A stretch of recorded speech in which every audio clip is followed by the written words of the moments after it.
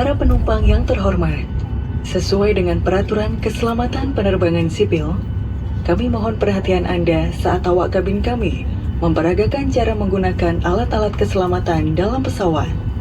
Dear passengers, according to the Civil Aviation and Safety Regulation, we must demonstrate use of the safety equipment on board our aircraft. Please pay attention to our flight attendants. Gunakan sabuk pengaman sebagai berikut.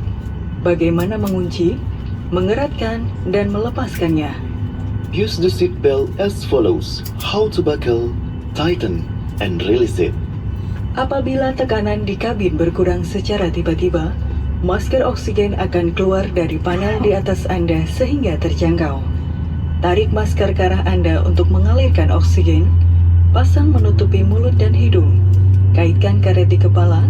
Kencangkan masker dengan menarik kedua ujung karet dan bernafaslah seperti biasa. Penumpang yang membawa anak harus memakai masker oksigen terlebih dahulu, baru menolong anaknya. In case of loss of pressurization, oxygen mask will drop automatically from the panel above you. Pull the mask toward you to enable the flow of oxygen and place it over your nose and mouth. Place the elastic strap over your head and